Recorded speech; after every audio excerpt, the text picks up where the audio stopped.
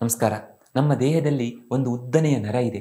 ಆ ನರ ಒಂದು ಚೆನ್ನಾಗಿದ್ದರೆ ನಮ್ಮ ಬಹುತೇಕ ಶಾರೀರಿಕ, ಮಾನಸಿಕ ಸಮಸ್ಯೆಗಳು ದೂರ ಆಗ್ತವೆ. ಹೃದಯ, ಶ್ವಾಸಕೋಶಗಳು, ಲಿವರ್, ಜಠರ, ಕರುಳು, ಕಿಡ್ನಿ, ಲೈಂಗಿಕ ಅಂಗಗಳು ಅಷ್ಟೇ ಅಲ್ಲ, ಮೆದುಳು ಕೂಡ ಚೆನ್ನಾಗಿ ಕೆಲಸ ಮಾಡೋ ಥರ, ಆರೋಗ್ಯವಾಗಿರೋ ಥರ ಆಗತ್ತೆ. ಹಾಗಾದರೆ ಆ ನರ 100ಕ್ಕೆ 100ರಷ್ಟು ತನ್ನ ಕೆಲಸವನ್ನು ಸರಿಯಾಗಿ ಮಾಡಲಿಕ್ಕೆ ನಾವೇನು ಮಾಡಬೇಕು ಅನ್ನೋದನ್ನು ತಿಳ್ಕೊಳ್ಳೋಣ.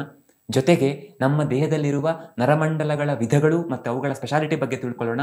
ಆಗ ನಮಗೆ ಗೊತ್ತಾಗತ್ತೆ ನಮ್ಮ ಹಿರಿಯರು ಅಷ್ಟೆಲ್ಲ ಸಮಸ್ಯೆಗಳ ಮಧ್ಯೆಯೂ ಯಾಕೆ ಆರೋಗ್ಯವಾಗಿದ್ದರು, ನಮಗೆ ಇಷ್ಟೆಲ್ಲ ಫೆಸಿಲಿಟೀಸ್, ಇಷ್ಟೆಲ್ಲ ನಾಲೆಜ್ ಇದ್ದರೂ ಕೂಡ ಯಾಕೆ ನಾವು ಸಫರ್ ಆಗ್ತಾ ಇದ್ದೇವೆ, ಇತ್ತೀಚೆಗೆ ಯಾಕೆ ಹಲವಾರು ರೀತಿಯ ಕಾಯಿಲೆಗಳು ಕಾಮನ್ ಆಗ್ತಾ ಇವೆ ಅನ್ನೋದು ಅರ್ಥ ಆಗುತ್ತೆ.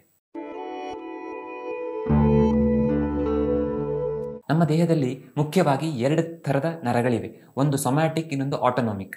ಸೊಮ್ಯಾಟಿಕ್ ಅಂತಂದರೆ ಈಗ ನಾನು ಕೈಯನ್ನು ಹೀಗೆ ಇದು ಮಾಡ್ತಾ ಇದ್ದೇನೆ, ಕಾಲುಗಳನ್ನು ಓಡಾಡಿಸ್ತೇನೆ, ಈ ಥರ ನಮ್ಮ ಕಂಟ್ರೋಲ್ ಇರುವಂಥ ನರಗಳು, ಅವುಗಳನ್ನು ಬದಿಗಿಡೋಣ.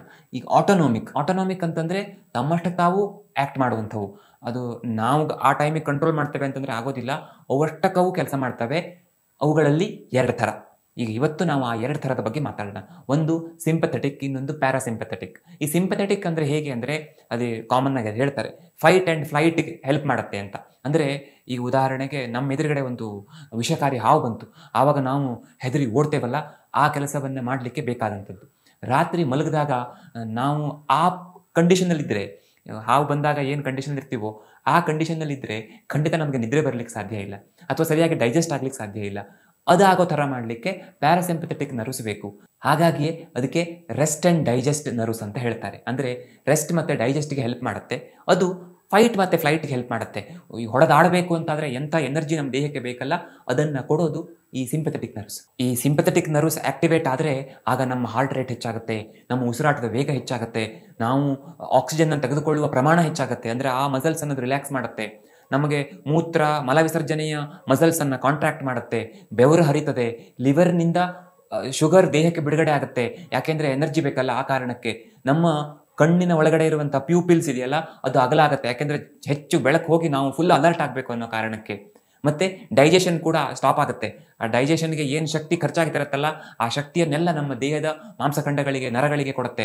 ಯಾಕೆಂದರೆ ನಾವು ಫೈಟ್ ಮಾಡಬೇಕಲ್ಲ, ಓಡಬೇಕಲ್ಲ, ಹೊಡೆದಾಡಬೇಕಲ್ಲ, ಎಚ್ಚರವಾಗಿರಬೇಕಲ್ಲ, ಆ ಕಾರಣಕ್ಕೆ. ಇನ್ನು ಈ ಪ್ಯಾರಾಸಿಂಪಥೆಟಿಕ್ ನರ್ವ್ಸ್ ಅವು ಆ್ಯಕ್ಟಿವೇಟ್ ಆಗಿರುವಾಗ, ಅವು ತಮ್ಮ ಕೆಲಸವನ್ನು ಕೈಗೆ ತಗೊಂಡಾಗ, ಆಗ ಹೇಗೆ ಅಂತಂದರೆ ನಮ್ಮ ಹಾರ್ಟ್ ರೇಟ್ ನಿಧಾನ ಆಗುತ್ತೆ, ಆರಾಮಾಗಿ ಕೂಲ್ ಆಗುತ್ತೆ, ನಮ್ಮ ಉಸಿರಾಟ ನಿಧಾನವಾಗುತ್ತೆ.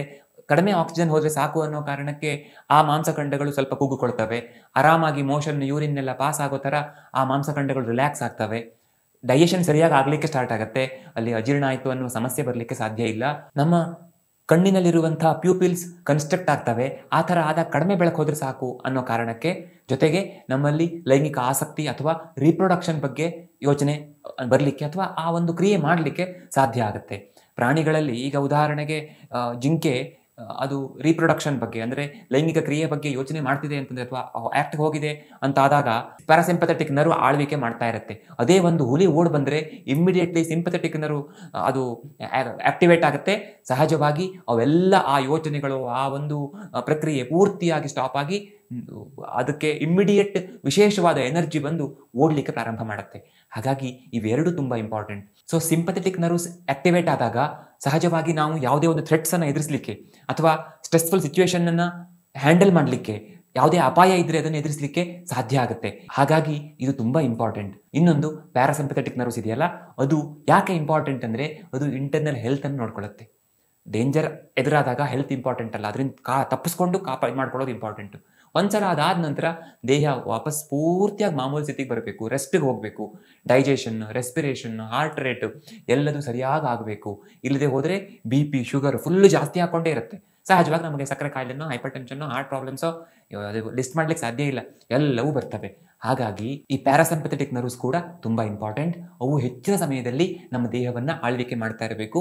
ಅಪಾಯ ಎದುರಾದಾಗ ಮಾತ್ರ ಸಿಂಪಥೆಟಿಕ್ ನರ್ವ್ ತನ್ನ ಕೆಲಸವನ್ನು ಮಾಡಲಿಕ್ಕೆ ಶುರು ಮಾಡಬೇಕು. ಆದರೆ ಇಲ್ಲೊಂದು ಸಮಸ್ಯೆ ಆಗ್ತಾ ಇದೆ. ಏನಂದರೆ ನಾವು ಇಡೀ ದಿನ ಸ್ಟ್ರೆಸ್ಫುಲ್ ಕಂಡೀಷನ್ನಲ್ಲೇ ಬದುಕಲಿಕ್ಕೆ ಸ್ಟಾರ್ಟ್ ಮಾಡಿದ್ದೇವೆ. ಯಾಕೆ ಅಂತ ಹೇಳಿಬಿಡ್ತೇನೆ. ಮೊದಲನೇದಾಗಿ ನಮ್ಮ ಕೆಲಸ, ಟ್ರಾಫಿಕ್, ಇನ್ಯಾವುದೋ ನಮ್ಮ ಲೈಫ್ ಸ್ಟೈಲಿನ ಕಾರಣದಿಂದಾಗಿ ತುಂಬ ಒತ್ತಡದಲ್ಲಿರೋದು. ಆಮೇಲೆ ರೀಲ್ಸ್ ನೋಡಿದ್ರೆ ನಂಗೆ ರಿಲ್ಯಾಕ್ಸ್ ಆಗುತ್ತೆ, ಆರಾಮಾಗಿ ಕೂತ್ಕೊಂಡು ನಾನು ಮಾಡ್ತೇನೆ ಅಂತ ನಮಗೆ ಅನಿಸ್ಬೋದು. ಆದರೆ ಹಾಗಾಗಲ್ಲ. ನಾವು ಒಂದಾದ್ಮೇಲೆ ಒಂದು ನೋಡ್ತಾ ಹೋದ ಹಾಗೆ ಮೆದುಳು ಆ ಒಂದು ಕಂಡೀಷನ್ಗೆ ಅಡ್ಜಸ್ಟ್ ಮಾಡ್ಕೊಳ್ಳಿಕ್ಕೆ ಹೋಗುತ್ತೆ, ಅಥವಾ ಆ ನಮ್ಮ ನರಗಳು ಇವೆಯಲ್ಲ ಅವು ಆಕ್ಟಿವೇಟ್ ಆಗ್ತವೆ. ಅದಕ್ಕೆ ಆ ಕಂಡೀಷನ್ಗೆ ಸಂಬಂಧಪಟ್ಟ ಹಾಗೆ ನಾವು ಪದೇ ಪದೇ ಆ ಚೇಂಜ್ ಮಾಡ್ತಾ ಹೋದ ಹಾಗೆ ಅಲ್ಲೇನೋ ಕಷ್ಟ ಬರುತ್ತೆ, ದುಃಖ ಬರುತ್ತೆ, ಸಿಟ್ಟು ಬರುತ್ತೆ, ನಮಗೆ ಆ ಥರದ ಒಂದು ಭಾವನೆ ಬರೋ ಥರದ್ದು ಇರ್ತವೆ. ಆಗ ಸಹಜವಾಗಿ ಮೆದುಳು ದಡ್ಡ, ಅದಕ್ಕೆ ಅರ್ಥನೇ ಆಗಲ್ಲ, ಅದು ತಂದೆ ಸಮಸ್ಯೆ ಅಂತ ಇನ್ವಾಲ್ವ್ ಆಗಲಿಕ್ಕೆ ಸ್ಟಾರ್ಟ್ ಮಾಡಿಬಿಡುತ್ತೆ. ನಮಗೆ ಗೊತ್ತಿಲ್ಲದೆ ತುಂಬ ಸ್ಟ್ರೆಸ್ಡ್ ಫೀಲ್ ಆಗ್ತೇವೆ. ನೀವು ಬೇಕಾದ್ರೆ ಗಮನಿಸಿ ನೋಡಿ, ನಿಮಗೆ ಕೆಲಸ ಎಲ್ಲ ಮುಗಿಸಿ ಈಗ ಒಂದು ಸ್ವಲ್ಪ ಹೊತ್ತು ಮೊಬೈಲ್ ನೋಡೋಣ ಅಂತ ಕೂತ್ಕೊಂಡು ಒಂದು ಅರ್ಧ ಗಂಟೆನೋ 20 ನಿಮಿಷನೋ, ಅದು ಆ್ಯಕ್ಚುಲಿ ನೀವು ನೋಡುವಾಗ ನಿಮಗೆ 5 ನಿಮಿಷ ನಾನು ನೋಡ್ಲಿಕ್ಕೆ ಹೊರಟಿದ್ದೀನಿ ಅಂತ ಅನ್ನಿಸ್ಬೋದು. ಆದರೆ ಮುಗಿಸೋಷ್ಟೊತ್ತಿಗೆ ಟೈಮ್ ನೋಡಿದ್ರೆ ಗೊತ್ತಾಗುತ್ತೆ ಅರ್ಧ ಗಂಟೆ ಆಗಿರುತ್ತೆ. ಆಗ ನಿಮ್ಮ ಮೈಂಡ್ ಕೂಲಾಗಿರುತ್ತಾ, ಒಂಥರ ನಿದ್ದೆಯಿಂದ ಎದ್ದು ಫೀಲಿಂಗ್ ಇರುತ್ತಾ ಅನ್ನೋದನ್ನು ಗಮನಿಸಿ. ಇರ್ಲಿಕ್ಕೆ ಸಾಧ್ಯವೇ ಇಲ್ಲ, ಇಂಪಾಸಿಬಲ್. ಆ ಥರ ಇಲ್ಲ ಅಂತಂದಮೇಲೆ ಅದು ಪ್ಯಾರಾಸಿಂಪಥೆಟಿಕ್ ನರ್ವ್ಸನ್ನು ಆಕ್ಟಿವೇಟ್ ಮಾಡಲ್ಲ, ಅದು ರೆಸ್ಟ್ ಅಲ್ಲವೇ ಅಲ್ಲ. ಇನ್ನು ನಾವು ಗೇಮ್ಸ್ ಆಡೋದು, ಅದರಲ್ಲಿಯೂ ಕೂಡ ನಮಗೆ ಡೇಂಜರ್ ಫೀಲ್ ಆಗ್ತಾ ಇರುತ್ತೆ, ಸಿಂಪಥೆಟಿಕ್ ನರ್ವ್ ಆ್ಯಕ್ಟ್ ಆಗ್ತಾ ಇರುತ್ತೆ. ಆಗ ಈಗ ನಿಮ್ಗೆ ಅನಿಸ್ಬೋದು, ಹಿಂದೆನೂ ಕೂಡ ಆಟ ಆಡ್ತಿದ್ರಲ್ಲ, ಕಬಡ್ಡಿ, ಖೋ ಖೋ ಅಂತ ಏನೇನೋ ಆಟಗಳನ್ನ ಆಡ್ತಿದ್ರಲ್ವಾ, ಅವ್ರಿಗೆ ಹಂಗೆ ಆಗ್ತಿರ್ಲಿಲ್ವಾ ಅಂತ. ಆದರೆ ಅವರು ಆಟ ಆಡ್ತಿದ್ರು ನಿಜ, ಇಡೀ ದಿನ ಪ್ಯಾರಾಸಿಂಪಥೆಟಿಕ್ ನರ್ವ್ ಆ್ಯಕ್ಟ್ ಮಾಡ್ತಿತ್ತು, ಆ ಸಮಯದಲ್ಲಿ ಮಾತ್ರ ಆಗ್ತಿತ್ತು, ಅದು ಒಂಥರ ಚೇಂಜ್ ಇರ್ತಿತ್ತು, ಅಥವಾ ಅದು ಅವಶ್ಯಕ ಅನ್ನೋ ಥರ ಇರ್ತಿತ್ತು. ಆದರೆ ಇವತ್ತು ನಮ್ಮ ಪರಿಸ್ಥಿತಿ ಹಾಗಿಲ್ಲ. ಅದರಲ್ಲೂ ನಾವು ದೇಹ ಮೂಮೆಂಟ್ ಮಾಡದೇನೆ ಕೇವಲ ಮಾನಸಿಕವಾಗಿ ಆನ್ಲೈನ್ ಗೇಮ್ ಆಡೋದಿರುತ್ತಲ್ಲ, ಅದು ತುಂಬ ಡೇಂಜರ್ ಮಾಡುತ್ತೆ. ಇದಕ್ಕೂ ಏನು ವ್ಯತ್ಯಾಸ ಏನಿದೆ ಅನ್ನೋದನ್ನು, ಅಂದರೆ ನಮ್ಮ ಈ ಸೊಮ್ಯಾಟಿಕ್ ನರ್ವ್ಸ್ ಆ್ಯಕ್ಟ್ ಮಾಡಿದಾಗ ದೇಹ ಆ್ಯಕ್ಟ್ ಮಾಡೋದಕ್ಕೂ ಕೇವಲ ಮನಸ್ಸು ಆ್ಯಕ್ಟ್ ಮಾಡೋದಕ್ಕೂ ವ್ಯತ್ಯಾಸ ಇರೋದನ್ನು ನಾನು ನಿಮಗೆ ಮತ್ತೊಂದಿನ ಹೇಳ್ತೇನೆ, ಸುಮ್ಮನೆ ವಿಡಿಯೋ ಉದ್ದಾಗುತ್ತೆ. ಇನ್ನು ನಮಗೆ ನಿಜವಾಗ್ಲೂ ಇರುವಂಥ ಸಮಸ್ಯೆಗಳು ಅವು ಏನು ಕಮ್ಮಿ ಇಲ್ಲ ಅಲ್ವಾ? ಆರೋಗ್ಯ ಸಮಸ್ಯೆಗಳು, ಮನೆಯಲ್ಲಿ ಏನೇನು ಸಮಸ್ಯೆಗಳು, ಫೈನಾನ್ಷಿಯಲ್ ಪ್ರಾಬ್ಲಮ್ಸು, ಇವೆಲ್ಲ ಮಧ್ಯದಲ್ಲಿ ನಮ್ಮ ದೇಹ ಹಾಳಾಗಿ ಹೋಗುತ್ತೆ. ಹಾಗಾಗಿ ನಾವು ಪ್ಯಾರಾಸಿಂಪಥೆಟಿಕ್ ನರ್ವ್ಸ್ ಚೆನ್ನಾಗಿ ಆಕ್ಟಿವೇಟ್ ಆಗಿರೋ ಥರ ನೋಡ್ಕೊಳ್ಬೇಕು. ಅದಕ್ಕೆ ಒಂದು ಸುಲಭ ದಾರಿ ಇದೆ, ಅದನ್ನು ಹೇಳ್ತೇನೆ. ಪ್ಯಾರಾಸಿಂಪಥೆಟಿಕ್ ನರ್ವ್ಸಲ್ಲಿ ಲೀಡ್ ಮಾಡೋದು ತುಂಬ ಇಂಪಾರ್ಟೆಂಟ್ ಆಗಿರೋದು ಅಂತಂದರೆ ವೇಗಸ್ ನರ್ವ್. ಅದು ಮೆದುಳಿನಿಂದ ದೊಡ್ಡ ಕರಳಿನವರೆಗೂ ಹರಡ್ಕೊಂಡಿರುತ್ತೆ.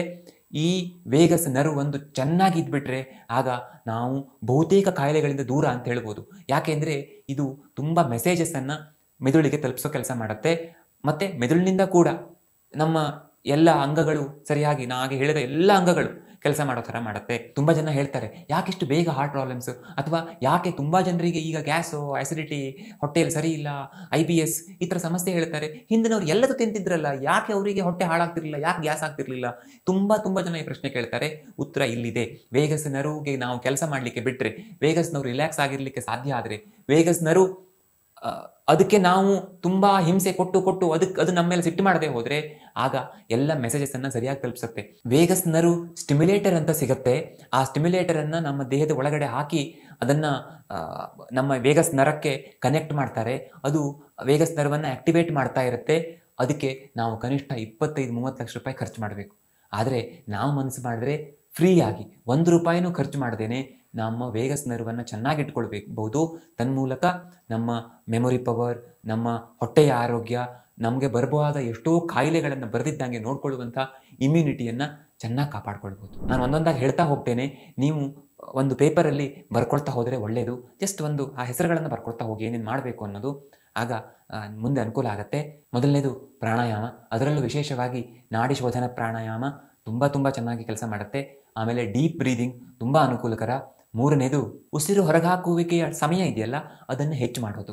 ಈ ಥರ ನಾವು ಮಾಡಿದಾಗ, ಅಂದರೆ 2 ಪ್ರಮಾಣದಲ್ಲಿ ಉಸಿರನ್ನು ತಗೊಳ್ತೇವೆ, ಅಂದರೆ ಒಂದು 10 ಕೌಂಟ್ ಮಾಡೋವರೆಗೆ ನಾವು ಉಸಿರನ್ನು ತಗೊಳ್ತೇವೆ ಅಂದರೆ 20 ಕೌಂಟ್ ಮಾಡೋವರೆಗೆ ಉಸಿರನ್ನು ಬಿಡೋದು, ಈ ಥರ. ಸೊ ಇವು 3 ಸರಿಯಾಗಿ ಮಾಡಿದರೂ ಕೂಡ ತುಂಬ ಅನುಕೂಲ ಆಗುತ್ತೆ. ಅಂದರೆ ನಾನು ಪದೇ ಹೇಳ್ತೀನಲ್ಲ, ಡೀಪ್ ಬ್ರೀದಿಂಗ್, ನಮಗೆ ತುಂಬ ಸ್ಟ್ರೆಸ್ ಆಗಿದೆ ಅಂತ ಅಂದ್ಕೊಂಡ್ರೆ ನಾವು ಆರಾಮಾಗಿ ಕುಳಿತುಕೊಂಡು ನಿಧಾನವಾಗಿ ಉಸಿರಾಟ ಮಾಡಿದರೆ ವೇಗಸ್ ನರ್ವ್ ಸ್ಟಿಮ್ಯುಲೇಟ್ ಆಗುತ್ತೆ. ನಮಗೆ ಯಾಕೆ ಶಾಂತಿಯ ಭಾವನೆ ಬರುತ್ತೆ? ಯಾಕೆ ಅಂದರೆ ಈ ವೇಗಸ್ ನರ್ವ್ ಸ್ಟಿಮ್ಯುಲೇಟ್ ಆಗೋ ಕಾರಣದಿಂದಾಗಿ. ಎರಡನೇದು ತಂಪಿಗೆ ನಾವು ಮೈ ಒಡ್ಕೊಳ್ಳೋದು. ಉದಾಹರಣೆಗೆ ತಣ್ಣೀರಿನ ಸ್ನಾನ ಮಾಡೋದು, ಅಥವಾ ಮುಖಕ್ಕೆ ತಣ್ಣೀರನ್ನು ಹೊಡ್ಕೊಳ್ಳೋದು. ಈ ಥರ ಮಾಡಿದಾಗ ವೇಗಸ್ ನರ್ವ್ ತನ್ನ ಕೆಲಸವನ್ನು ಚೆನ್ನಾಗಿ ಮಾಡುತ್ತೆ, ದೇಹ ಕೂಲಾಗುತ್ತೆ. ಮೂರನೇದು ಓಂಕಾರ, ಭ್ರಾಮರಿ, ಉಜ್ಜಾಯಿ ಅಂಥವುಗಳನ್ನು ಮಾಡೋದು. ಇವುಗಳನ್ನು ನಾವು ಮಾಡೋದರಿಂದ, ಅಥವಾ ಒಂದು ಸರಿಯಾದ ಸ್ವರದಲ್ಲಿ ಮಂತ್ರಪಠಣ ಮಾಡೋದರಿಂದ ಆ ಸೌಂಡ್ಗೆ ಅಥವಾ ಆಗ ಆಗುವಂಥ ಸ್ಟಿಮ್ಯುಲೇಷನ್ಗೆ ವೇಗಸ್ ನರ್ವ್ ಆಕ್ಟಿವೇಟ್ ಆಗುತ್ತೆ. ಅವು ಸ್ಟಿಮ್ಯುಲೇಟ್ ಥರ ಕೆಲಸ ಮಾಡ್ತವೆ. ಆಗ ನಮ್ಮ ದೇಹ ಮತ್ತೆ ಸರಿಯಾದ ಸ್ಥಿತಿಗೆ ಬರಲಿಕ್ಕೆ ಸಾಧ್ಯ ಆಗುತ್ತೆ, ಎಲ್ಲ ಫಂಕ್ಷನ್ ಸರಿಯಾಗಲಿಕ್ಕೆ ಸಾಧ್ಯ ಆಗುತ್ತೆ. ಹಾಗಾಗಿ ಕನಿಷ್ಠ ದಿನಕ್ಕೆ ಒಂದು 5 ಬಾರಿ ಓಂಕಾರ, ಒಂದು 10-11 ಬಾರಿ ಭ್ರಾಮರಿ, ಒಂದು 4-5 ಬಾರಿ ಆದರೂ ಉಜ್ಜಾಯಿ, ಇವುಗಳನ್ನು ಮಾಡಬೇಕು. ದಿನಕ್ಕೆ ಕನಿಷ್ಠ 3 ಬಾರಿ 10 ನಿಮಿಷದಂತೆ ನಾವು ಡೀಪ್ ಬ್ರೀದಿಂಗ್ ಮಾಡಿದ್ರೆ ಅದಕ್ಕಿಂತ ದೊಡ್ಡದು ಇನ್ಯಾವುದೂ ಇಲ್ಲ. ಇನ್ನು ನಾಲ್ಕನೇದು ಮೆಡಿಟೇಷನ್. ಒಂದು ನಾವು ವಿಪಸನ ಉಸಿರನ್ನು ಗಮನಿಸೋದು ಕೂತ್ಕೊಂಡು ಅದನ್ನು ಮಾಡ್ಬೋದು, ಅಥವಾ ಅಂಗನ್ಯಾಸ ಅಂತ ಹೇಳ್ತಾರೆ, ಅಥವಾ ನ್ಯಾಸ ಧ್ಯಾನ ಅಂತ.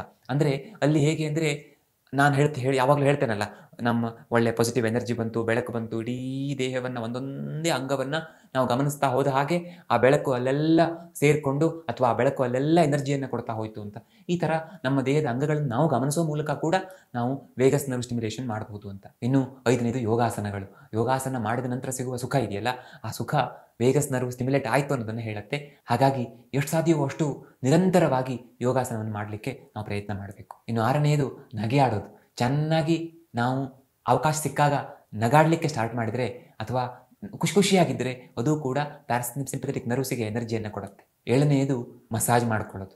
ಅದನ್ನು ಮಾಡರ್ನ್ ಅವ್ರು ಹೇಳ್ತಾರೆ ಬಾಡಿಗೆ ಸುಮ್ಮನೆ ಮೈ ತಿಕ್ಕೋದು ಅಂತ.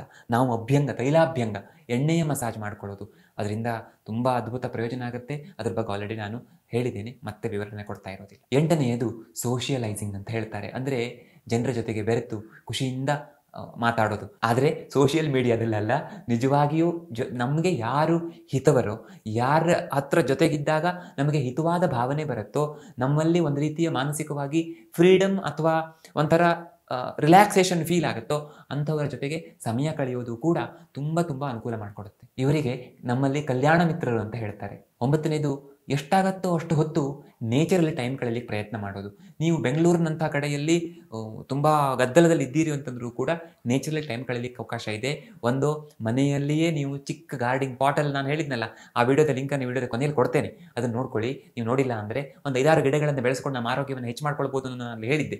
ಸೊ ಅದನ್ನು, ಆ ಥರದ್ದನ್ನು ನಾವು ಜೊತೆಗೆ ಸುಮ್ಮನೆ ಕೂತ್ಕೊಂಡು ಮಾಡ್ಬೋದು, ಅಥವಾ ಅಂದರೆ ಅದನ್ನು ನೋಡೋದು ಎಲ್ಲ ಮಾಡ್ಬೋದು.